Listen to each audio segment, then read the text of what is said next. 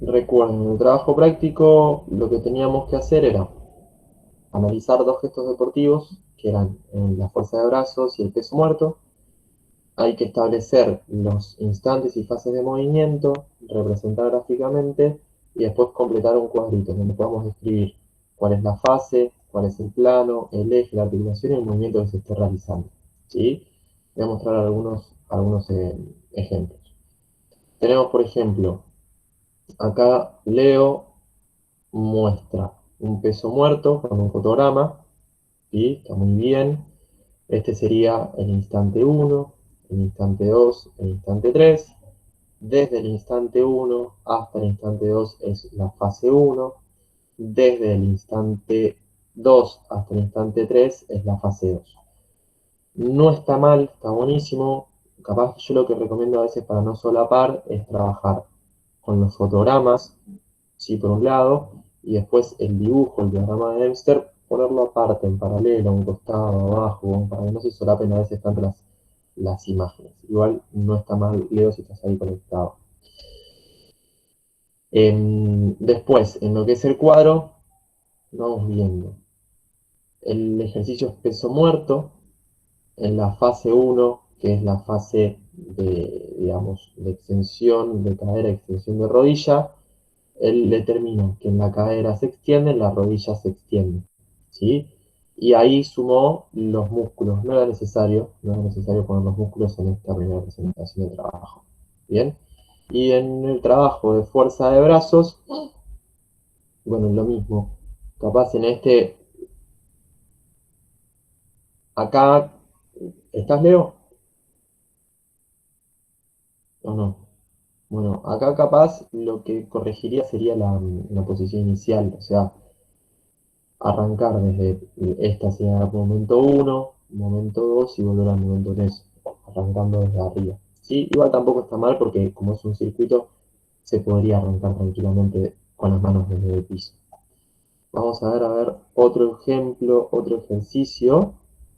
Abro aleatorios, no los corregí, no los vi todavía.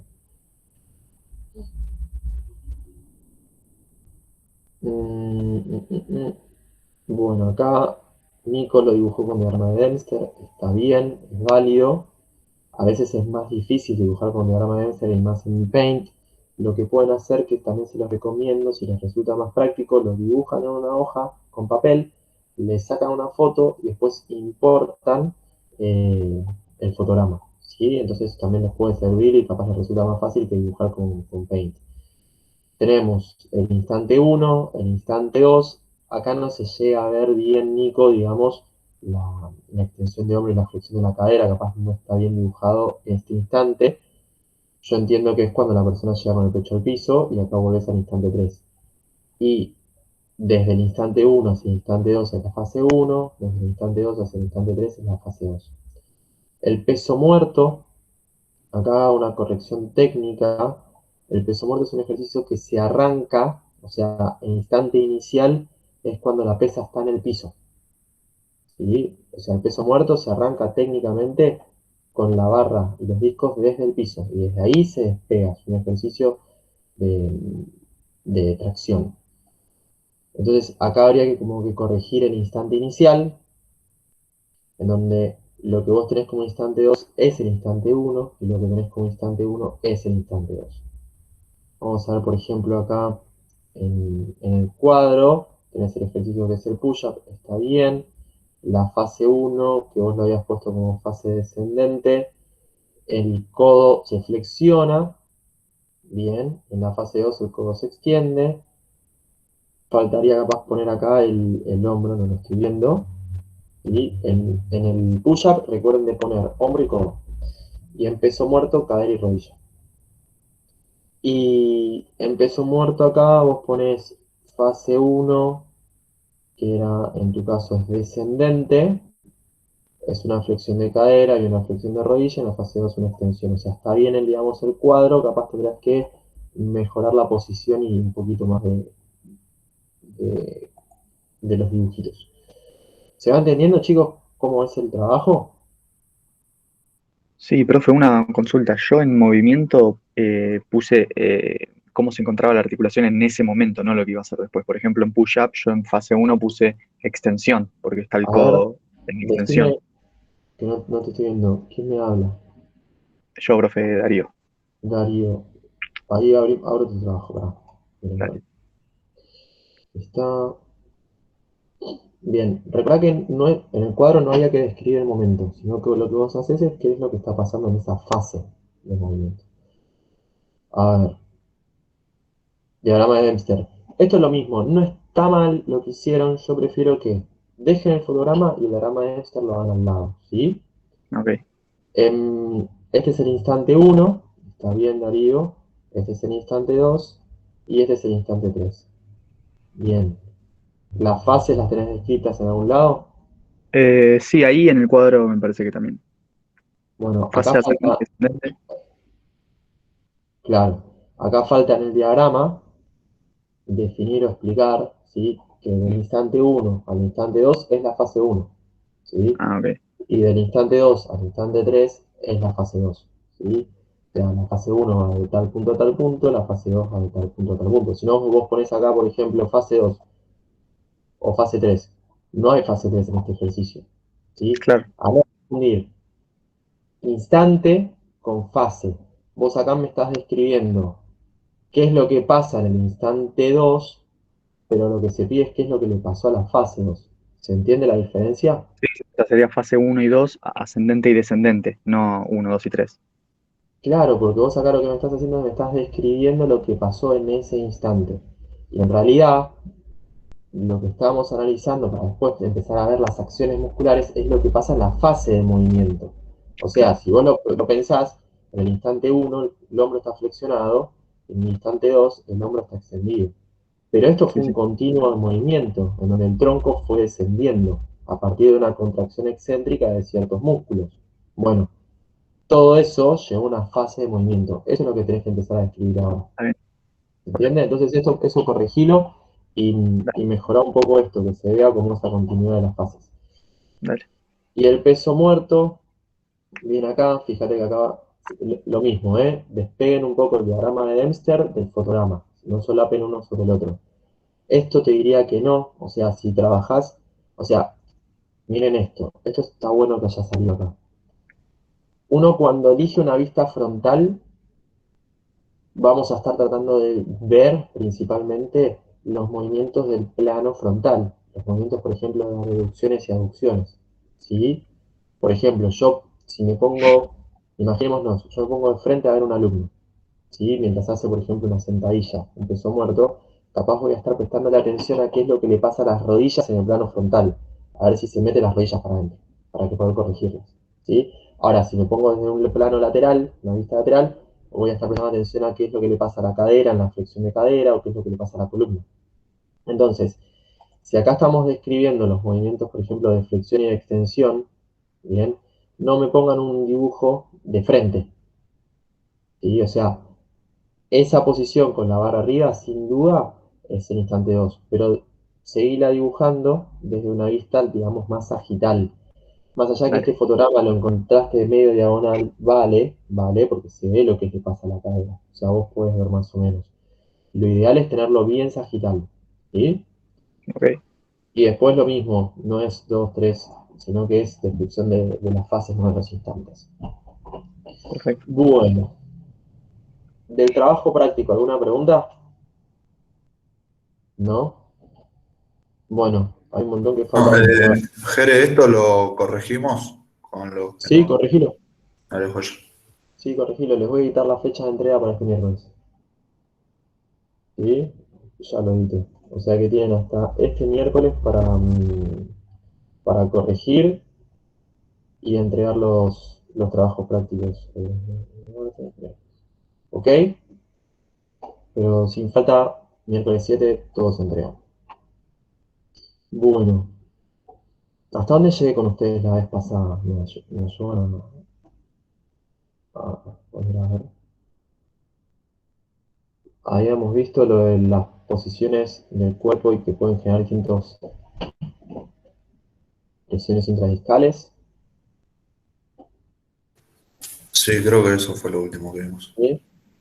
Bueno, repaso un poco esto, lo repaso rápido. Nosotros habíamos visto que, estoy grabando, ¿no?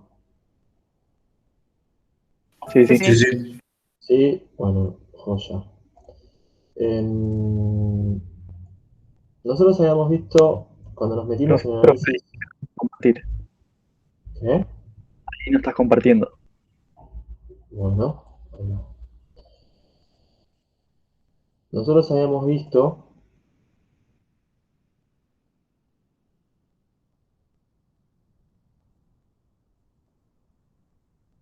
¿ahí ven? Sí, sí. Sí, joya. Nosotros habíamos visto la semana pasada, nos habíamos empezado a meter en la descripción de la biomecánica de la columna. ¿Sí? En un análisis un poquito más detallado de qué es lo que le pasa a la columna. Antes habíamos visto la parte anatómica. Entonces, describimos los movimientos, el comportamiento del disco intervertebral, la migración de agua del núcleo, las fuerzas de compresión sobre el disco y las presiones discales según las posiciones corporales. Cuando hablamos de los movimientos, ustedes saben que los movimientos que se pueden permitir en la columna son las flexiones, las extensiones, las inclinaciones laterales y las rotaciones de tronco. Cuando hablamos de las articulaciones intervertebrales, hicimos una referencia que funcionan como palancas de primer género, donde podíamos entender que la fuerza del peso iba a caer por los cuerpos vertebrales, la articulación, ¿sí? En el arco posterior iba a ser el punto de apoyo, y los músculos del plano posterior, los músculos extensores, iban a ser la potencia. Entonces, era una palanca era una estructura que por su disposición funcionaba como una palanca de primer género, en donde está priorizado, digamos, o más adaptado para funciones de equilibrio. Después nos metimos y vimos el comportamiento del disco intervertebral, que lo hicimos como una relación con lo que pasaba con estas galletitas, las merengadas, en donde cuando teníamos movimientos de extensión, el núcleo pulposo tendía a irse hacia el interior, las fibras del anillo fibroso se tensaban y soportaban esas fuerzas, y cuando se generaba un movimiento de flexión, lo que sucedía era justamente lo contrario, o sea, en donde las fibras del anillo fibroso se tensan en posterior, el núcleo pulposo tiende a irse hacia posterior. En las inclinaciones laterales, el núcleo pulposo tendería a irse hacia los laterales. ¿Sí? Entonces vimos qué le pasaba al disco intervertebral ante los movimientos. Eso es normal, eso es fisiológico y así tiene que ser. Después hicimos, esto es súper importante, una descripción de qué es lo que le pasa digamos, al contenido líquido del disco intervertebral. O sea, los discos intervertebrales van a tener digamos, una afinidad por el líquido muy marcada, van a ser hidrofílicos. Por lo tanto, en su interior van a tener mucho líquido. ¿Qué sucede cuando se aplican fuerzas compresivas? Como pueden mostrarse acá en estas flechas. Las fuerzas compresivas van a generar una compresión sobre el disco intervertebral, haciendo que el agua que está en el interior del disco intervertebral migre hacia los cuerpos vertebrales, de la vértebra de arriba y de la vértebra de abajo, generando un adelgazamiento, una disminución del espesor del disco intervertebral. Cuando esas fuerzas compresivas se suprimen, la hidrofilia, o sea, digamos, esa afinidad del disco intervertebral con el agua, va a generar una atracción del agua, lo cual va a permitir que ese disco se rehidrate, recuperando la altura normal, recuperando, digamos, la morfología anterior. Eso también es normal, es fisiológico. Después hicimos una descripción de qué es lo que le pasaba al disco intervertebral a lo largo del tiempo. Entonces, Kapalji en este gráfico es muy claro, se representa en el eje vertical el espesor del disco y en el eje longitudinal el tiempo. Entonces, cuando se aplica una carga constante, cuando hablamos de una carga constante puede ser una fuerza compresiva, que puede ser el- la fuerza de la gravedad, el peso de un bolso, mi mochila, mi propio peso corporal. Esa carga compresiva a lo largo de las horas va haciendo que el espesor del disco intervertebral vaya adelgazándose, vaya disminuyendo su altura. Bien, cuando se suprime esas fuerzas compresivas, por ejemplo a la noche cuando nos acostamos y nos vamos a descansar, ese disco intervertebral se rehidrata y recupera su altura normal. Bien, esto es normal y está bien que así sea, que haya estas variaciones. Es muy probable que si ustedes se miden a primera hora del día y se miden a la última hora del día, tengan una variación de altura de 1 o 2 centímetros, ¿sí? Y esa variación de altura se debe a esa disminución, digamos, de la hidratación de los discos intervertebrales. Recuerden que ese pasaje de líquido de afuera hacia adentro del disco intervertebral era lo que colaboraba con la nutrición del disco.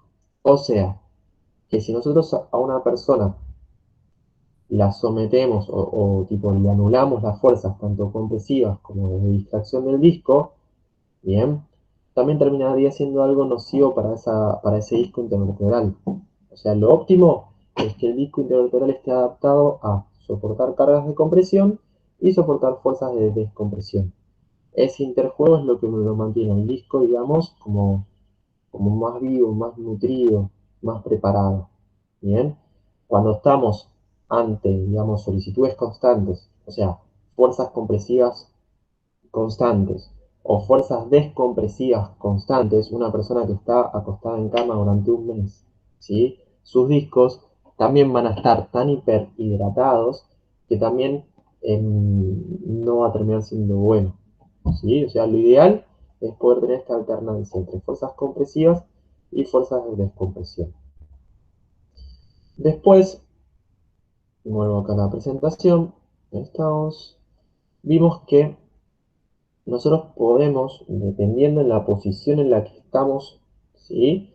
Podemos encontrarnos que hay, hay estudios que lo que hicieron fue chequear cuál es la presión, ¿sí?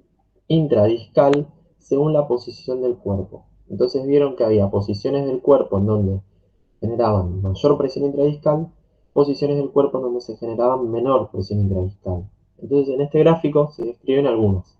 Por ejemplo, si yo estoy acostado boca para arriba, la presión intradiscal es muy baja. Si yo estoy acostado de cuádriceps lateral, la presión intradiscal aumenta.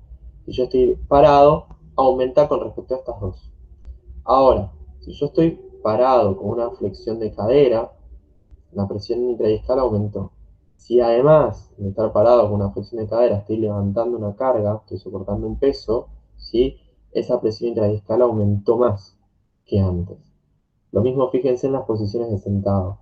Si yo estoy sentado con apoyo isquiático y espalda derecha es una cosa, si yo estoy sentado con apoyo sacro y la espalda curva es otra, y si yo además de estar sentado con apoyo sacro y la espalda curva estoy levantando una carga externa, la presión intradiscal es mucho más significativa. Acá quiero que relacionemos lo siguiente. ¿De qué me sirve entender que cierta posición puede generar más presión intradiscal que otra? O sea, ¿para qué a ustedes les puede servir este dato?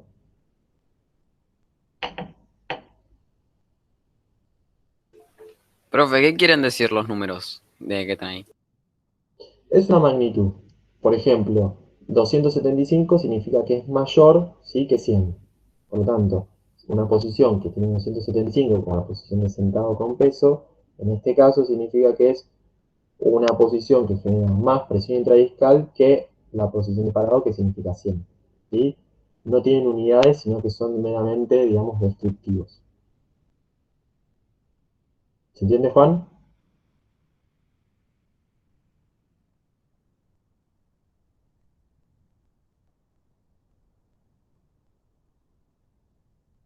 Juan, ¿se entendió? Creo que había sido Juan que había preguntado, ¿no?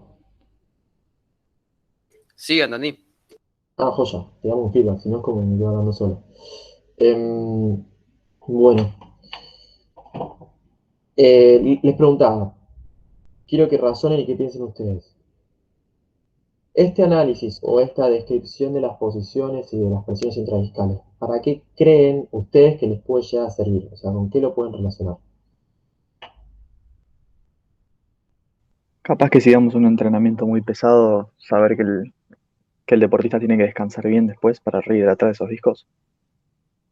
Podría ser otra persona, ¿qué se les ocurre? También para saber cómo entrenarlo, puede ser.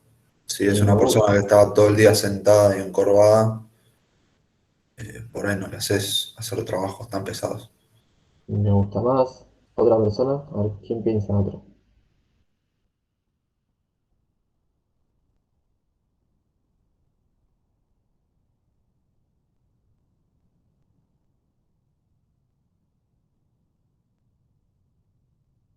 ¿No se les ocurre otra? Bueno, Profe, a mí no se me ocurre ninguno. está bien. A ver, el tema es lo siguiente. Vamos a bajarlo a la práctica, ¿sí? Imagínense que ustedes vienen con una persona que tiene un historial de dolor de espalda, ¿sí? O una persona que tuvo una lesión de espalda y es un alumno tuyo, Juan, ¿sí? O sea, te toca el día de mañana entrenar a un alumno en el gimnasio, en una plaza, que es una persona de unos 45 años, que trabaja en una oficina muchas horas sentado y que tiene dolor de espalda y tiene antecedentes de problemas de columna, ¿sí? Entonces, si vos sabés que hay ciertas posiciones que aumentan la presión intradiscal y ciertas posiciones que no aumentan tanto, vos cuando le des ejercicios, vas a buscar ejercicios que generen más presión intradiscal o ejercicios que generen menos presión intradiscal. Ejercicio que generan menos. Sos un genio, Juan. Sí, va por ahí el tema. Sí, es Listo, profe. empezar a poder discriminar un poco más. En donde si yo sé un poquito más, tengo más recursos para saber qué cartas puedo jugar. ¿Sí? Obviamente, después, como dijo creo que era Darío, si eso generó más carga y le voy a tener que dar más descanso, capaz, ¿sí? Pero el principal dato que me aporta esto es entender que no es todo lo mismo. Hay posiciones que generan más presión intradiscal. Ustedes saben que si hay más presión intradiscal, tengo más riesgo de generar una lesión de ese disco, ¿sí? Y si ese disco ya venía medio flojito, porque ya viene medio lesionado, y yo le propongo a mi alumno hacer un ejercicio donde le estoy poniendo o sometiendo un ejercicio más demandante para su columna, y capaz soy la gota que rebalsa el vaso y lo termino rompiendo, cuando justamente lo que quiero hacer es lo contrario. Y lo termino rompiendo solamente por el mero hecho de no saber y repetir ejercicios por repetir. Entonces, cuando yo empiezo a conectar todos estos datos, entrecruzar, y digo, bueno, tengo que tratar de buscar ejercicios que generen menos presión intradiscal. ¿Por qué? Porque este movimiento puede generar esto. Entonces, voy teniendo un juicio más clínico y voy seleccionando los mejores ejercicios para esa persona en ese momento. ¿Me va siguiendo? No quiero como que nos quedemos solo y meramente con, digamos, la teoría. Tenemos que trasladarlo a la práctica. Fíjense en esta diapo. Acá tenemos una relación en donde todo esto que yo voy citando a Capangi. El libro es súper claro y pueden leerlo como para terminar de entender y cerrar ideas. Acá Capangi describe cuáles van a ser las fuerzas compresivas que va a estar soportando el disco intervertebral. Y describe cuatro elementos. Describe la fuerza del peso, M1 y M2, que son digamos, la musculatura de la región anterior y la musculatura de la región posterior, en donde, ¿qué sucede? Si yo tengo una musculatura más hipertónica, tengo una musculatura mucho más acortada, lo que va a hacer es que esa musculatura hipertónica, esa musculatura acortada, aumente las fuerzas compresivas de ese disco intervertebral. Lo mismo, si yo soy una persona o estoy entrenando a un alumno que está con sobrepeso, que tiene 10, 15, 20 kilos arriba de su peso normal o su peso ideal, ¿qué creen? ¿Va a ser más sano para su columna ese sobrepeso o no?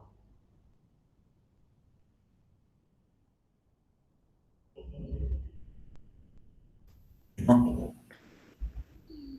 Entonces, tanto el sobrepeso como la hipertonía, los acortamientos musculares, son elementos que pueden sobrecargar la presión, o sea, la carga o las fuerzas compresivas que soporta el disco intervertebral.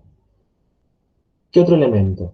Tenemos el soporte de una carga externa, como puede ser levantar un objeto, una pesa, una barra, una kettlebell, un nene en un pilotón, una caja en un depósito, ¿sí? Una maceta en el jardín, un soporte, una carga externa, y una sobrecarga brusca. ¿Qué es una sobrecarga brusca? Cuando yo además de levantar una carga externa lo hago de manera potente, de manera veloz y a veces no con la mejor técnica.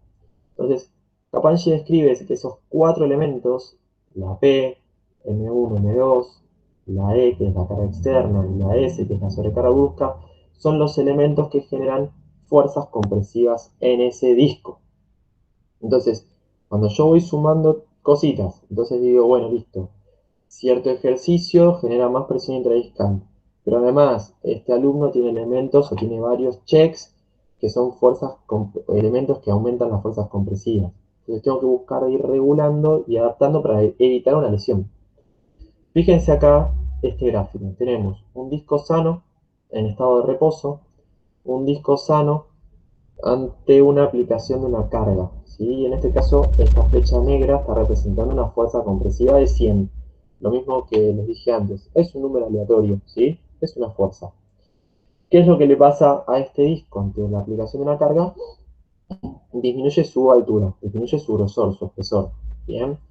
Fíjense que está mucho más abombado los laterales, eso lo que está representando es que el anillo fibroso está mucho más tenso, está soportando esa fuerza porque está tratando de evitar que el núcleo pulposo se deforme. Y ahora fíjense lo que pasa con la misma fuerza compresiva en un disco que está lesionado. Si ustedes pueden ver acá, las fibras del anillo fibroso están desgarradas y el núcleo pulposo va como escurriendo, va solapándose por entre medio. Entonces, ¿qué es lo que pasa? Ustedes pueden ver acá, la carga compresiva es de 100, pero acá la deformación o la disminución o la pérdida de altura fue mucho mayor. Entonces, así funciona un disco cuando está lesionado y así funciona un disco cuando está, digamos, sano. Y ante la aplicación de una fuerza compresiva. Entonces, ¿qué sucede? Si vamos a bajar un poco toda esta teoría en la práctica real y pensar y entender que nosotros vamos a estar trabajando con personas con nombres y apellidos reales, con problemas, o con, digamos, debilidades, acortamientos reales, tenemos que empezar a reconectar un poco toda esta teoría. Entonces decimos, bueno, si yo sé que la fuerza, o sea, que el peso corporal es uno de los elementos que genera una sobrecarga. Y yo estoy trabajando con un alumno que tiene sobrepeso, ¿sí? Saquemos la visión estética, ¿bien? O saquemos una visión ahora, digamos, de que, bueno, quiero bajar el peso para mejorar cardiovascularmente y no tener un problema de corazón, ¿bien? Pensemos o quedémonos con la cabeza únicamente del sobrepeso como un elemento que me suma carga a mi columna lumbar. Y si yo tengo una columna lumbar preparada para soportar 50 o 60 kilos y esa persona está con sobrepeso y está con 90 kilos, sus discos intervertebrales van a estar mucho más exigidos porque esos discos intervertebrales están realmente preparados para soportar menos carga. Entonces, si yo a esa persona digo, bueno, listo, dale, vamos a bajar de peso, vamos a correr a la plaza y capaz termino haciendo algo en donde quiero hacer algo bueno, la termino complicando más, ¿sí? Entonces hay que buscar capaz una selección de ejercicios en donde generen menos compresión o menos carga sobre esa columna. Otro detalle, imaginémonos con una persona que está sedentaria, que está muchas horas sentado, trabajando en una oficina, en donde de repente podemos encontrar que los músculos de la cadena posterior y los músculos de la cadena anterior, como por ejemplo los músculos espinales y el psoas-ilíaco, los tiene acortados, los tiene hipertónicos, o sea, están tan tensos, están tan cortos que hasta además me limita ciertos rangos de movilidad normal o está alterado el movimiento. Entonces, ¿qué pasa? Si yo esa persona, además de tener sobrepeso, tiene hipertonía, comportamiento de la cadena posterior y de la cadena anterior, me está colaborando, y ya tengo dos checks, ¿bien? Y entonces yo digo, bueno, listo, joya, tengo esta persona. Bueno, pero viniste a una clase de CrossFit, vamos a meter clean. Y metamos peso muerto, y metamos esto. No me interesa si lo haces técnicamente bien, y me interesa es que levantes el peso, metele power, metele velocidad, y te pongo la música al palo y subo el volumen. ¿Bien? Y bueno, le sumé todos los checks para romperlo. Tengo sobrepeso, hipertonía, cortamientos musculares. Le pongo una sobrecarga brusca en donde le estoy poniendo una barra con discos. Le pido que lo haga de manera violenta, brusca y capaz no con la mejor técnica. Uy, te rompiste la espalda. Puede pasar.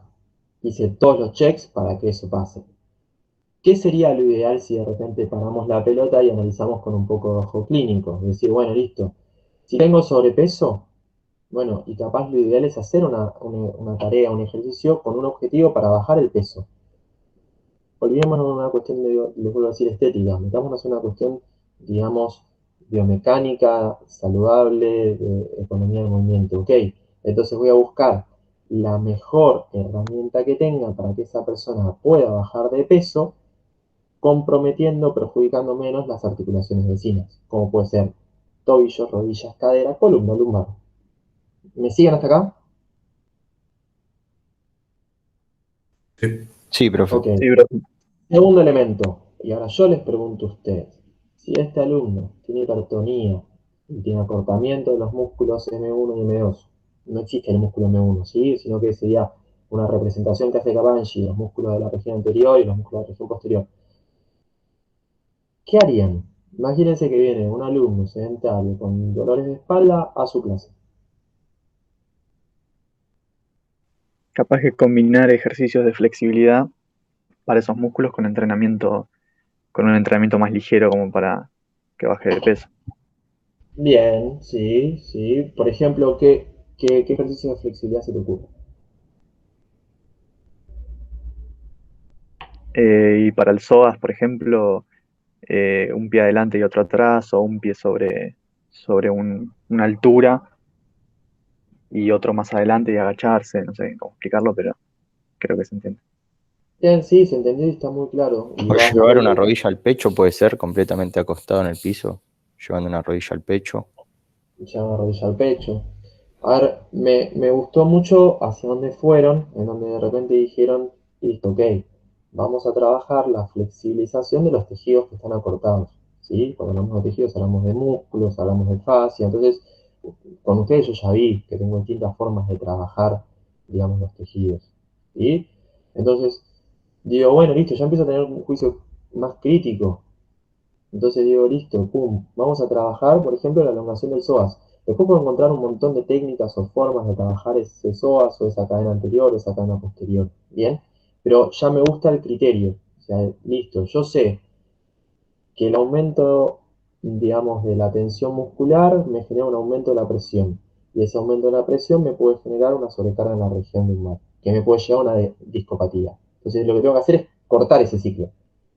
¿Qué herramienta tengo? Listo, busco herramientas para disminuir o el peso de esa persona para que llegue a un peso más óptimo y, digamos, la flexibilidad de los tejidos. ¿Bien? ¿Me siguen? Les, les disparo hacia otro lado. Como antes les hice tipo medio exagerado, bueno, tengo una persona con 30 kilos de sobrepeso, vamos a correr a la plaza. No sería lo mejor, ¿bien? Les tiro el mismo ejercicio, el mismo ejemplo. Viene una persona con ese acortamiento de psoas sedentaria y le digo, bueno, escúchame, hoy toca trabajar abdominales y vamos a hacer abdominales bajos. Y pongo abdominales bajos entre comillas, porque en realidad, si después buscamos los libros de anatomía, no existen los abdominales bajos, no los van a encontrar ni en Rubier, ni en Capaldi, ni en Lataller, ni en Testup, no existen los abdominales bajos. Pero nos encanta a los profes decir abdominales bajos, ¿sí? ¿Quién me describe un ejercicio de abdominales bajos? Cuando yo les digo abdominales bajos, chicos, van a hablar de abdominales bajos, ¿qué se les viene a la cabeza? Elevación de piernas.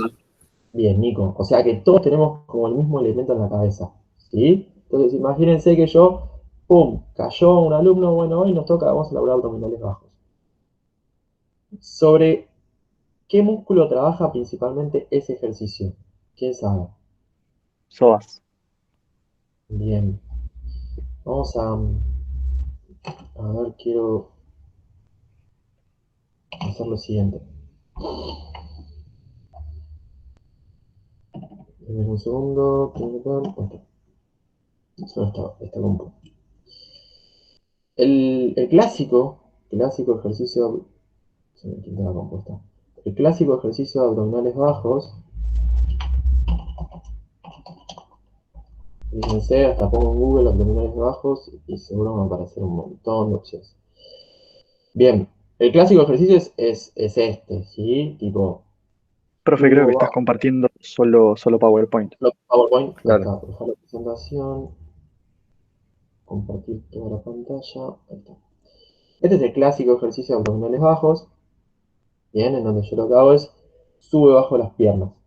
Nosotros analizamos y prestamos atención un poco críticamente, los abdominales laburan, ¿sí?, de manera isométrica, estabilizando la pelvis, y en realidad lo que sucede, o el movimiento principal, es una flexión y extensión de cadera. Pero el principal músculo flexor de cadera es el psoas ilíaco, que se inserta en la columna. Entonces, estoy trabajando un músculo que en realidad yo lo tendría que, en este caso, en esta persona, en este ejemplo que dijimos, lo tendría que elongar. ¿Bien? ¿Me van siguiendo? Pero además, si venimos para atrás, hay una imagen que yo no les mostré a ustedes. Fíjense esta parte del diagrama. Este ejercicio justamente lo que representa es ese ejercicio, abdominales bajos. Este representa, por ejemplo, espinales y este, por ejemplo, representa un crunch. Si ustedes ven, además genera un aumento significativo de la presión intradiscal. Entonces, ¿es el mejor ejercicio que yo puedo seleccionar para mi alumno? Y no. Profe, Sí, si no tuviera ni acortamiento ni sobrepeso, ¿es malo trabajar el psoas? no, no es malo trabajar el psoas. Y vamos de vuelta a lo mismo. A ver, quédense con este ejemplo. Yo tengo un martillo, ¿sí? Yo el martillo lo puedo usar para clavar un clavo en la pared o para partírselo en la cabeza a alguien. ¿Es malo el martillo? No. El problema es para qué lo uso y con quién lo uso. Vamos de vuelta. Ese ejercicio de elevación de piernas. ¿Es malo? No. ¿Entienden? O sea, para personas puede servir súper funcional y puede venir re bien. El tema es para qué y por qué lo aplico con esa persona. ¿Sí? Y después además si lo voy llevando progresivamente o indiscriminadamente, lo meto porque yo lo vivencié y ya que está, se me ocurrió, me pareció un ejercicio divertido y una variación para la persona, pum, se lo metí. Pero capaz no era el mejor ejercicio para esa persona. ¿Me van siguiendo? ¿Sí? Entonces ahí lo que nosotros tratamos de hacer es lo que yo les vengo diciendo desde el principio de año. Ampliar nuestra base de conocimientos para que eso nos permita actuar mejor sobre la realidad, entender cuál puede llegar a ser el mejor ejercicio para nuestro alumno, por qué y para qué, y no solamente repetir por hacer, porque lo vi en un video en YouTube y me pareció divertido. ¿Se entiende? Bueno, entonces, ahí vimos qué es lo que pasaba principalmente con esas tres variables de el peso corporal, las fuerzas musculares y no falta ver lo que es la sobrecarga brusca y sobrecarga externa. Eso principalmente es muy sencillo, o sea, si, si yo le sumo levantar una barra con kilos, levantarla de manera brusca, y le estoy dando una carga extra a mi columna, que si esa columna ya viene medio gritando hace tiempo y pidiendo ayuda, y puede ser la gota que rebalsa el vaso para terminar de romperlo.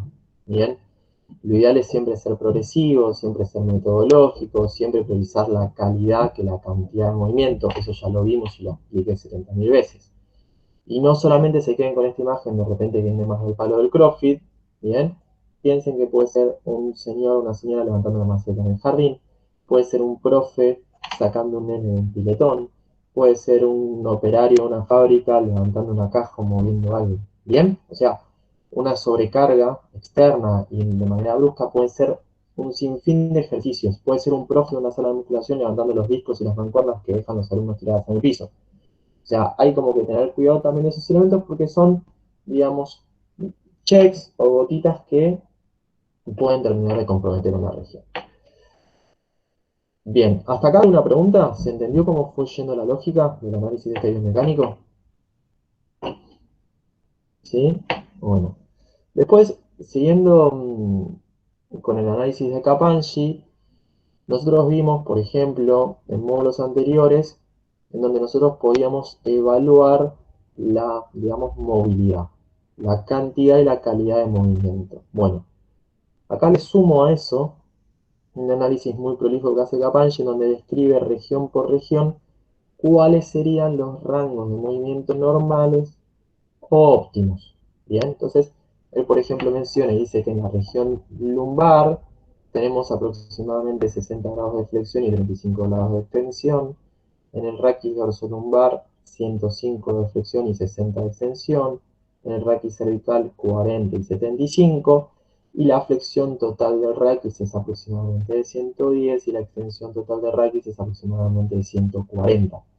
Podemos encontrar a una persona que tenga un poco más, a una persona que tenga un poco menos, pero digamos, Kaplan lo que hizo fue un estudio a partir de un montón de personas, y en donde como que se establece que dentro del rango, digamos, de lo estándar, están estos rangos de movimiento.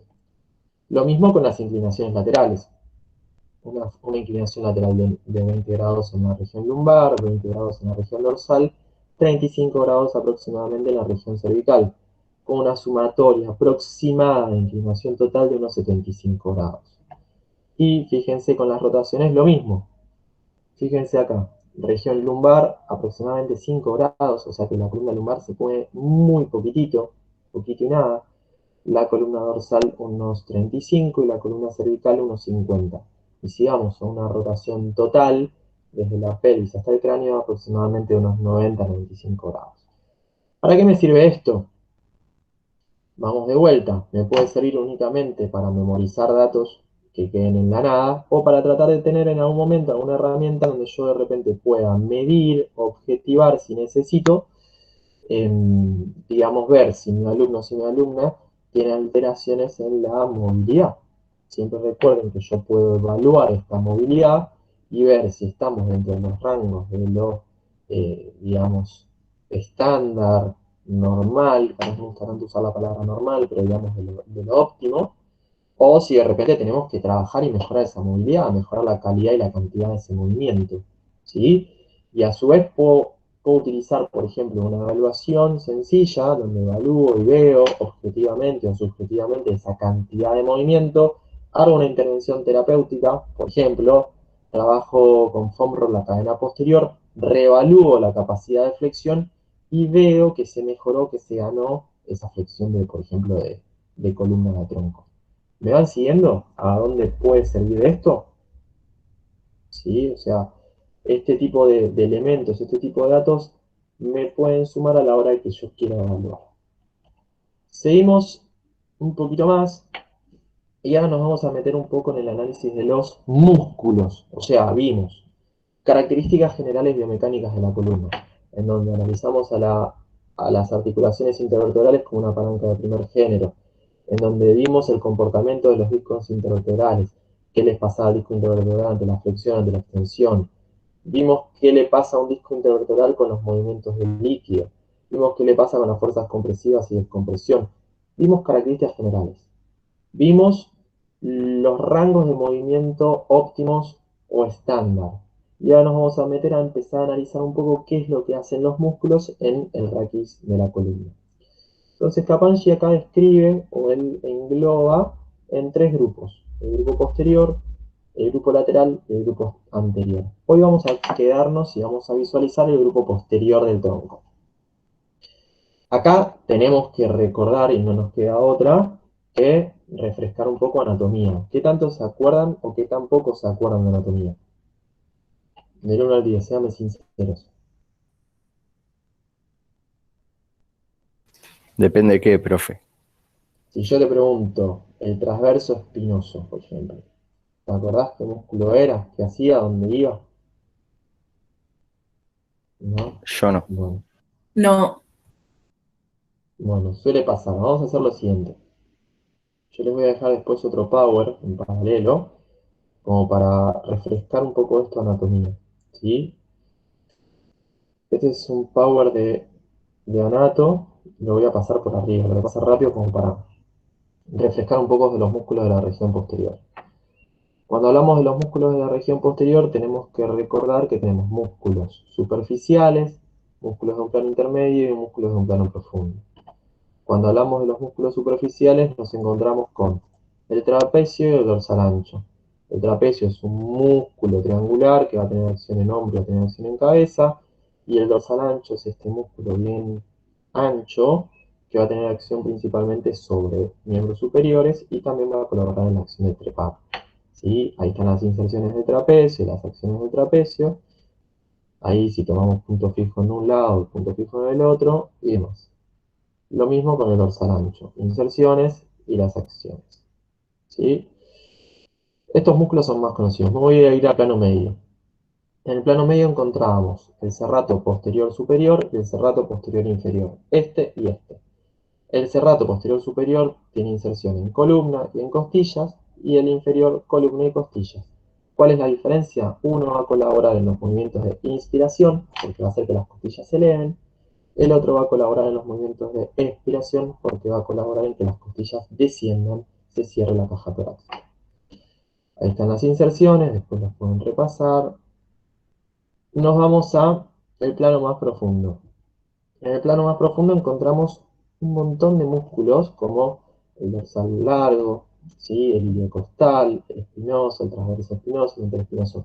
¿Qué son estos músculos? Son los músculos que nosotros llamamos y decimos espinales. Cuando nosotros hablamos de los espinales, hablamos de este conjunto de músculos, ¿sí? Que van a ser músculos más profundos, que van a estar a los costados de la columna vertebral y que van a colaborar, o su principal función va a ser la extensión de la columna. ¿Bien? Cuando hablamos de estos músculos, tenemos que recordar la masa común. La masa común es esta región por donde va a salir, digamos, va a armar puntos de inserción, grandes masas musculares como el transverso espinoso, el iliocostal, el dorsal largo, bien, que está en la región sacroiliaca, ¿sí? O sea, en la región del sacro y en la región de los ilíacos. El primer músculo, que es el sacrolumbar, es este, ahí en las inserciones, después las pueden repasar, es un músculo que a mí me gusta describirlo como una cadena. Una cadena donde tiene distintos eslabones. Imagínense que tengo un eslabón, dos eslabones, tres eslabones que se van conectando de esa cadena. Bueno, acá tenemos el primer eslabón, que es el iliocostal lumbar, en donde arranca en la masa común y va al borde inferior de las últimas 6 costillas. El iliocostal dorsal, donde arranca el borde inferior de las últimas 6 costillas y termina en los bordes superiores de las primeras 6, ¿sí? O sea, es como que hace una conexión hacia arriba. Y después el iliocostal cervical. Cuando el sacrolumbar o iliocostal trabaja de manera bilateral, es extensor de columna. Cuando trabaja de manera unilateral, colabora en las inclinaciones laterales. ¿Hasta ahí me siguen? Fíjense, después lo pueden ver más tranquilos todos los videos, pero ahí les muestro, por ejemplo, un video donde tenemos el iliocostal, es el 1, es este rojo, en donde arranca desde la masa común. Fíjense ahí los tres eslabones, cervical, dorsal y lumbar. El primer eslabón va desde la masa común a las últimas costillas, adelante un poco. El segundo eslabón va desde las últimas costillas a las primeras 6 costillas. Y el tercer y último eslabón conecta con la cervical. ¿Bien? Cuando se contrae bilateralmente es extensor, cuando se contrae unilateralmente es inclinador lateral. Otro músculo, el dorsal largo. El dorsal largo pasa lo mismo. Tenemos tres eslabones, el longuísimo torácico, cervical y de la cabeza. Cuando laburan conjuntos extensor, cuando labura unilateral, colaboran las inclinaciones laterales. Si vamos a ver su video, fíjense acá va a ser el 2, el longuísimo. Fíjense, de la cabeza, cervical y torácico. Bien. Ahí hace una muestra de las inserciones de la región torácica. Fíjense que arranca de lo que es la masa común. Adelante un poco. Desde ahí se va hacia superior, insertándose en las apófisis transversas, en las costillas inferiores. Bien, ese es el primer eslabón. Después, vamos con el longuísimo, bueno, eso es longuísimo cervical, en donde arranca de la región ya dorsal, o sea, la región más superior de las dorsales, T1, T2, T3, T4, T5, y se va hacia la columna cervical. O sea que este músculo, el primer eslabón, colabora en la extensión, digamos, del raquis dorsal, y este segundo eslabón colabora en la extensión del raquis cervical, de la columna cervical. Y si nos vamos al último, que es, digamos, el eslabón que da a la cabeza, además de colaborar con la extensión del raquis cervical, colabora con la extensión de la cabeza. ¿Hasta acá me van siguiendo? Con este repaso de estos dos, dorsal largo y sacrolumbar. ¿Se entendieron? Después hay otro músculo que es el espinoso. Bien, ese músculo es este que se puede ver acá. Y ven, espinoso del tórax, ahí está el longuísimo y acá está el iliocostal o dorsal largo. Es como que vamos desde más lateral hacia más medial. Este espinoso también se divide en dos, espinoso torácico y espinoso cervical, que lo mismo, su acción en conjunto es extensión de columna y cuando trabaja unilateral colabora con las inclinaciones laterales. Les hago una pregunta de razonamiento, ¿sí? A ver si aplicamos un poco conceptos que aprendimos a principio de año. Si yo les pregunto, tenemos, este de acá es el dorsal largo o iliocostal. Este de acá es el longuísimo, ¿sí? Y este de acá es el espinoso. ¿Cuál de esos dos va a tener una acción más potente en la inclinación lateral? ¿Cuál de estos tres va a tener una acción más potente en la inclinación lateral? ¿Por qué?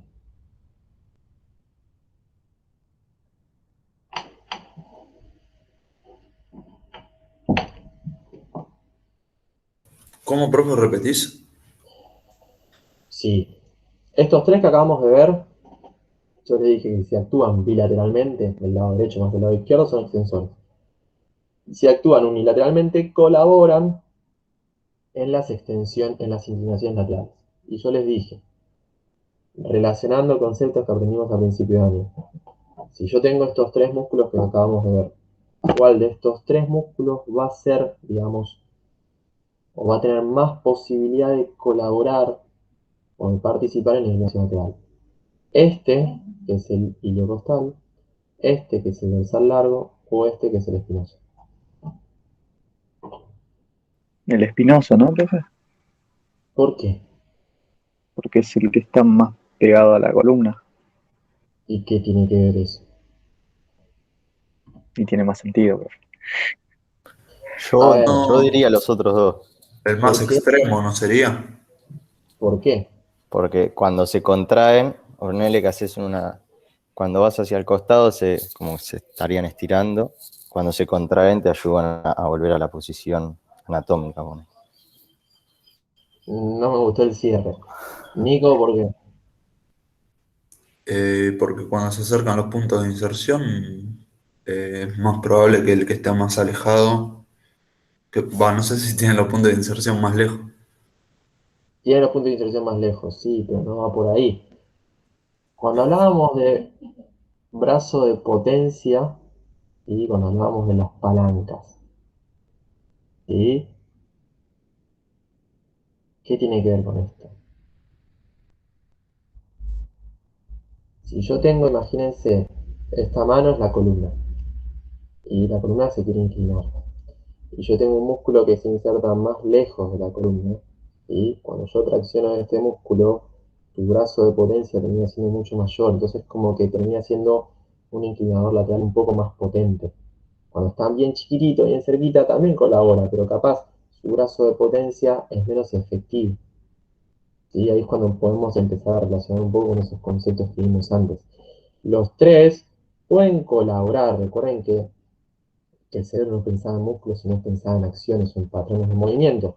Entonces, cuando pedimos, por ejemplo, un movimiento de inclinación lateral, los tres van a colaborar. A ver, alguno va a ser más efectivo o va a lograr haciendo más fuerza y otro capaz va a estabilizar más el movimiento. Pero bueno, nada, fue un detalle.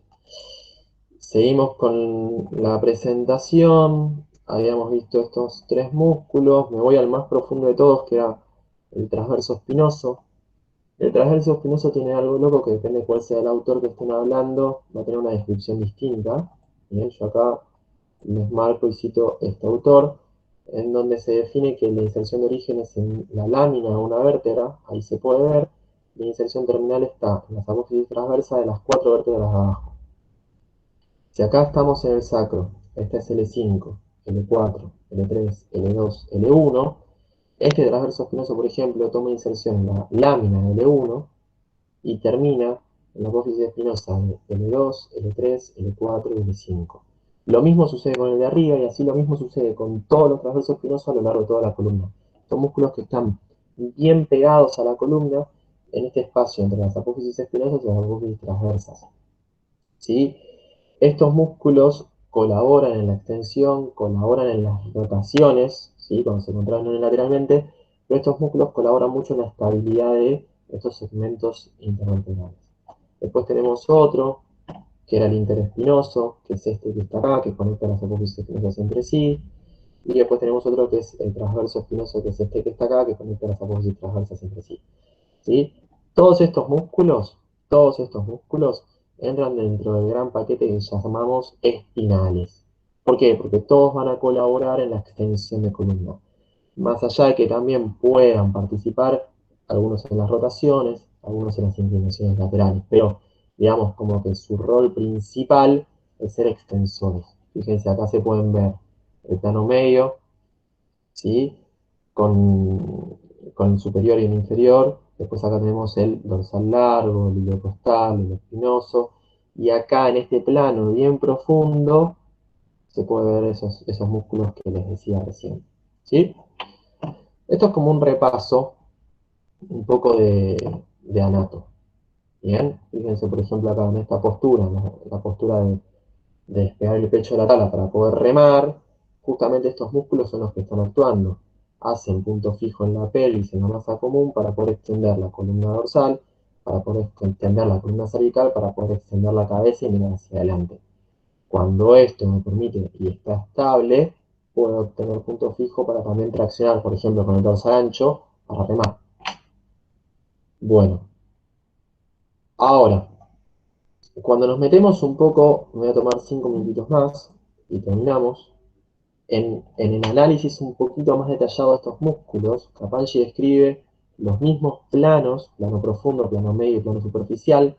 Fíjense que acá en esta descripción de Kapalji no incluye el serrato posterior superior, ¿sí? Y tampoco incluye en el plano superficial el trapecio, porque es como que se quedó en los músculos de la región inferior del tronco.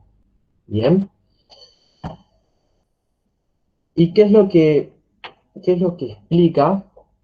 Que me parece súper importante que entiendan esto. Está claro que todos estos músculos que acabamos de describir son extensores de columna, eso está clarísimo. Pero él le suma una cosa más. Quiero que miren esta imagen. En esta imagen, en este primer dibujo, en esta primera figura, tenemos en el dibujo más grisáceo una posición neutra de la columna. Y en un dibujo más blanco una posición, digamos, del movimiento que se generó. Y acá tenemos con dibujos de flechas negras y blancas en los distintos músculos, que son estos músculos espinales, estos músculos de la región posterior. ¿Qué es lo que explica Kapalji? Él dice que estos músculos extensores de columna generan la extensión de la columna. Fíjense acá, desde la posición neutra se fue una extensión, una hiperextensión de columna. Pero además, esta musculatura acarrea o acentúa el aumento de la lordosis lumbar. Bien, fíjense acá, tenemos una lordosis lumbar neutra, ¿sí?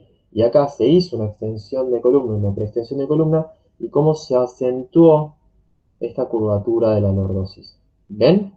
Entonces, Kapalji dice que estos músculos, además de ser extensores de columna, lo que hacen es tiran del raquis hacia atrás y aumentan esta curvatura. Por lo tanto, son, digamos, hiperlordosantes. ¿Sí? Aumentan la curvatura lumbar. ¿Se entiende eso?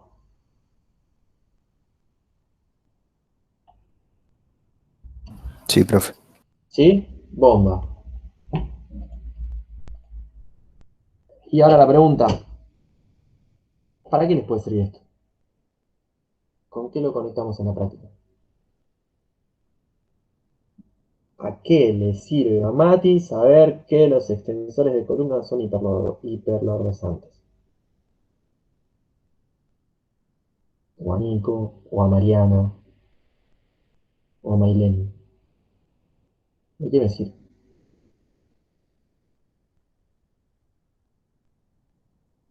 Vamos, quiero que piensen, tienen cualquiera, no importa si van para otro lado. Relaciónenlo con la práctica. ¿Para qué te puede servir? Ya saben hacia dónde voy yo, voy más hacia el lado, digamos, de la salud, de las Y lesiones. para utilizar, hacer ejercicios que trabajen de la mejor forma ese músculo, como dijiste antes, lo del martillo, o sea, que lo puedes usar bien o mal. Entonces, saber qué Va, ejercicios podrías utilizar. exacto. Bien, Mati, va por ahí. ¿Sí? Les voy a traer otro ejercicio súper controversial, que a mí me gusta mucho debatir sobre esto, que funciona justamente como el martillo. Cuando hablamos de este famoso ejercicio de espinales, seguro que lo han hecho más de una vez. ¿Cómo lo llaman a este ejercicio? Super, Superman. Superman muchas veces. Sí, es el típico ejercicio de subo, bajo, subo, bajo, subo, bajo, subo, bajo, subo, bajo. ¿Sí? ¿Lo han hecho? ¿Alguna vez? Sí, siempre. Un montón, muchas. ¿Lo han indicado ustedes, algunos alumnos, alguna vez? Sí, hasta que vos dijiste que no, era mejor hacerlo isométrico. Bueno, vamos a darle una vuelta de tuerca a esto en base a la práctica, en base a la teoría que acabamos de ver. ¿Sí? Bien, vamos a lo concreto. Este ejercicio genera una contracción de los músculos espinales, sí. Bien, porque todos esos músculos que estábamos hablando se contraen. Bien, entonces sirve, está bien. ¿Ok? Ahora, ¿qué pasa? Por lo general, muchas veces este ejercicio, ¿cómo se suele hacer? Subo, bajo, subo, bajo, subo, bajo, repito 30 veces, repito 20 veces y demás. ¿Qué es lo que hace digamos, la contracción de estos músculos que aprendimos hoy? Genera un aumento en la lordosis de la columna lumbar. ¿Me van siguiendo? ¿Sí? Que era lo que yo recién les mostraba. Genera un aumento en esa curvatura. Bien. Ahora, volvamos a las merengadas. ¿Qué le pasa a un disco intervertebral cuando se produce un movimiento de flexión o se produce un movimiento de extensión? Generan un desplazamiento, una tendencia de desplazamiento del disco hacia posterior. ¿Me siguen? Bien. Entonces, imagínense que yo repito muchos movimientos así, ping, ping, ping, ping. Lo que estoy haciendo al disco intervertebral es le estoy tirando esa fuerza, digamos, de soportar esa carga de rebote. ¿Sí? Genera una hiperlordosis, genera un aumento de la carga de rebote, y además muchas veces capaz lo pongo en una estructura que ya de por sí está acortada, está hipertensa, que ya vimos que sumaba como un factor de riesgo para generar un aumento de la presión, ¿sí? De los discos. ¿Me van siguiendo? O sea que si lo pongo a pensar es un ejercicio que sobrecarga el disco, un ejercicio que aumenta la presión intradiscal, un ejercicio que genera una hipertonía en la musculatura espinal. ¿Bien? O sea que es un ejercicio que carga esa región. Es más, si lo pasamos a nosotros mismos, por lo general, cuando ustedes lo hacen, ¿les queda la espalda relajada o les queda alguna molestia en la espalda? A ustedes, cuando hacen ese ejercicio. Como contraída, Por ¿no? lo general, sí, por lo general hasta puede ser que sientan alguna molestia. ¿Sí? Capaz no sienten nada, pero puede ser que sientan una molestia. Entonces, ¿qué pasa? Capaz no es el mejor ejercicio para buscar o para realizar con un alumno, ¿bien? Que ya viene con problemas de espalda. Y además, si lo pensamos en lo funcional, ¿en cuántos movimientos deportivos o de la vida cotidiana de un alumno uno va a pasar haciendo algo extendiendo la columna todo el tiempo? Tipo dinámico, pim, pim, pim, pim, pim. Se me viene a la cabeza gimnasia artística, gimnasia acrobática con un flip-flap.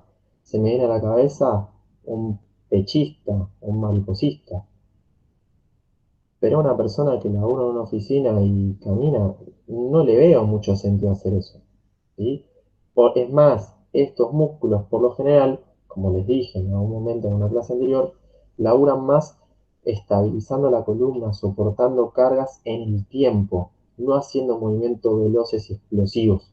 ¿Sí? Por lo tanto, si yo tengo, no sé, a Usain Bolt y lo entreno haciendo todos los días, no sé, 32 kilómetros y lo voy a arruinar porque lo tengo una Ferrari y lo estoy usando para hacer un trabajo de resistencia. Entonces, si yo tengo un músculo que está preparado para hacer resistencia y lo entreno todos los días haciendo trabajos explosivos, lo estoy preparando para algo lo cual no sirve. Entonces, muchas veces ese ejercicio de Superman, de subir, bajar, subir, bajar, subir, bajar, sobrecarga mucho las estructuras, genera un aumento de presión intradiscal, genera un aumento en la lordosis lumbar, genera un desgaste del disco intervertebral, ¿sí? Y además, no siempre sirve. Porque a un alumno oficinista de 45 años que a lo sumo quiere jugar a la pelota, no va a ser funcional para él. ¿Me siguen a dónde voy? Entonces, ahí es cuando empiezo a discriminar un poco más y digo, bueno, listo, ¿puedo usar ese ejercicio? ¿Es malo el ejercicio? No, el martillo no es malo, depende para qué, con quién. Ok, usé ese ejercicio, me dolió a la persona, listo, no lo uso más. Quiero meterle alguna variación y puedo hacer algún día ese ejercicio, obvio, lo pueden usar. Bien. Pero capaz hay otras opciones que cumplen con el mismo objetivo y que son muchísimo más funcionales, muchísimo mejores o más ricos como ejercicio. ¿Me van siguiendo? Y ahí fíjense cómo tenemos que hacer este trabajo, porque si no se quedan únicamente con lo que dijo Capaggi. Capaggi dijo que los músculos extensores además aumentan la dosis lumbar. Y otra, se me acaba de ocurrir. Tengo un alumno, como habíamos dicho antes. Imagínense este alumno. Y, y vamos a relacionarlo con otros conceptos que hicimos. Tengo este alumno. Está con una sobrecarga de peso, está con que labura muchas horas sentado en la oficina, bien, y que me viene con molestia en la espalda, porque tiene molestia en la espalda, bien. ¿Y qué quiere decir? ¿Que yo listo no lo puedo trabajar más y lo pierdo como alumno? No, de repente le puedo ofrecer propuestas de trabajo para que él se sienta mejor, bien, porque todos en algún momento tenemos molestias en la espalda. Ahora, voy relacionando conceptos. Yo ya sé que tengo que tratar de plantear un trabajo para ayudarlo a bajar de peso. También tengo que plantear un trabajo para tratar de disminuir el tono de estos músculos. Y cuando hablamos de disminuir el tono de estos músculos, habíamos hablado en su momento del psoas, pero también habíamos hablado de los músculos de la cadena posterior. Fíjense, estos músculos de la cadena posterior, si están hipertónicos, también acarrean un aumento en la lordosis lumbar. Ese aumento en la lordosis lumbar genera un aumento en la presión intradiscal y todo lo que ya vimos. Entonces, a este alumno que viene con una molestia en la zona lumbar, ¿le puede venir bien hacer un trabajo, por ejemplo, de tejido blando con un foam roll? Re. ¿Por qué? Porque voy a mejorar la flexibilización de esos tejidos, voy a mejorar, digamos, o disminuir las fuerzas de presión o de compresión sobre esa columna lumbar, y es muy probable que capaz ese alumno se sienta mejor, que mejore su cantidad y su calidad de movimiento. ¿Me van siguiendo? Entonces ahí es donde yo justifico, bueno, listo, con este alumno que tiene molestia en la espalda, puedo hacer esto, esto, esto. Y esto va a hacer que mejore por este lado. ¿Mejoró? Ok, sirve, ¿no? Por ese camino. ¿Se entiende? Bien. Cerramos con el teórico hoy acá. La semana que viene, no se olviden, tenemos semana de recuperatorios. Todos los que no pudieron rendir o todas aquellas personas que se sacaron menos de 6 tienen derecho, pueden presentarse al recuperatorio. También recuerden que queda la nota del recuperatorio. Si ustedes sacan un 6 y en el recuperatorio se sacan un 3, les queda el 3. No les queda la mejor de las dos, ni les queda la menor de las dos, sino que queda la nota del recuperatorio. Lo mismo que si sacaron un 3 y si sacan un 8, les queda el 8, no les queda el promedio de las dos. Y el recuperatorio va a ser la misma modalidad de examen de lo que hicimos la semana pasada. La semana pasada no, el parcial pasado. Va a ser un formulario, 20 preguntas, multiple choice. Recuerden determinar o completar el trabajo práctico los que no lo hicieron. Va a formar parte de las notas de este cuatrimestre. Así que bueno, nada más desde mi lado. ¿Alguna pregunta de esto que estuvimos charlando? ¿Se pudo entender? ¿Lo pudieron ver? De última, agarren el libro de Capaggi. También les recomiendo que lean el libro de Jerónimo Milo, la parte de columna. Y recuerden Profe, que todo este módulo vamos a estar trabajando sobre la columna. Sí, Darío. yo empecé a leer el libro de Funcional de Michael Boyle que habías mandado, ¿viste? Sí, es una Y bomba. sí, y el otro día pasé la parte de las articulaciones móviles y estables, y me surgió la duda, por ejemplo, el tobillo es móvil, se tiene que hacer trabajo de movilidad, ¿no? El tobillo, a ver, todas las articulaciones tienen como esas dos patas, tienen que tener un poco de movilidad y un poco de estabilidad. Lo que hace, que en realidad Boyle cita a Gray Cook, que es, digamos, el desarrollador de toda esa idea de continua movilidad, es que el pie tiene que ser estable. Cuando hablamos del pie, hablamos de todas las articulaciones intrínsecas del pie. O sea, un pie inestable es, por ejemplo, un pie que tiende al arco plantar que se vence, un pie plano. El tobillo tiene que tener buena movilidad. Si está afectada, digamos, la estabilidad del pie, o sea, que tengo pie plano, o está afectada la movilidad del tobillo, o sea, que no tengo una buena flexión dorsal, puede acarrear problemas en rodilla, por ejemplo. Entonces, tenés que garantizar que ese pie sea estable y que ese tobillo sea móvil. Hay veces que uno se puede confundir pie con tobillo, porque son como articulaciones que están ahí en la misma zona. Tobillo es la articulación del tobillo. Está Bien, bien, esa conexión entre la pierna y el pie. Y cuando hablamos de estabilidad del pie, es la planta del pie. está bien, porque me surgió la duda de que, por ejemplo, cuando te guinzás el tobillo, viste que tenés que hacer después trabajos de fuerza como para reforzar esa articulación. Entonces ahí la estarías tratando como estable en vez de como móvil. Es que van todo de la mano, pues acordate también que nosotros vimos qué pasaba en un esguince de tobillo. Los ligamentos se distendían. Entonces, los estabilizadores pasivos están, digamos, o cumplen menos su función. Entonces vos tenés que colaborar con los estabilizadores activos. Colaborás con el desarrollo del trabajo de la musculatura. Y con un trabajo no de hipertrofiarlos, sino de mejorar esos canales neuromusculares y de activación. Entonces va de la mano. Ahora, una lesión de tobillo, por ejemplo, un esguince, también te puede dejar una alteración de la movilidad. Y vos capaz lo que tenés que mejorar es la dorsiflexión. ¿Sí? Entonces eso es como, depende mucho de la evaluación y en base a lo que vos ves del movimiento y de esa persona, si tiene un déficit en la movilidad, hacer hincapié en la movilidad. Si tiene un déficit en la estabilidad, hacer un hincapié en la estabilidad. Está bien. Y con respecto a la movilidad torácica, porque a mí yo tengo escoliosis, por ejemplo, y siempre me dijeron que tengo que reforzar bien los músculos de la espalda para que no siga, digamos, agudizándose esa escoliosis. Ahí también no la estaría tratando como estable esa zona. No, y vamos de vuelta. Todas las zonas tienen que Miti-miti cumplir, sería. claro, todas las zonas tienen que cumplir las dos. O sea, no hay una articulación que sea solo una o solo la otra. Lo que hicieron estos autores es como que priorizaron regiones como importancia. La escoliosis, por lo general, avanza hasta la pubertad, ¿sí? Porque son los Bueno, momentos donde está el pico de crecimiento, ¿bien? Por lo general, un joven más adulto no es que esa escoliosis vaya a seguir avanzando, ¿sí? Dependiendo de los grados de la escoliosis, si necesita más o menos tratamiento. Hay pacientes con escoliosis que necesitan ir a cirugía, sí. ¿bien? O sea, por los grados de escoliosis muy marcados. ¿Qué es lo que tenés que tratar de buscar y de garantizar de que la movilidad, por ejemplo, en la columna torácica sea óptima? A mí me pasa un montón de veces que tengo alumnos en los trabajos de surf que les pido que despeguen su pecho para poder remar en la tabla y tiene una hipercifosis tan estructural, tan marcada, que aunque yo les pida que levanten el pecho, no pueden. ¿Por qué? Porque ahí sí la movilidad está siendo un limitante del, del movimiento que yo les pido. Porque tienen una hipercifosis tan estructural, tan marcada, que no pueden extender su columna. Bien, entonces ahí justificaría y sería súper necesario trabajar la movilidad para tratar de mejorar ese patrón de movimiento. ¿Sí?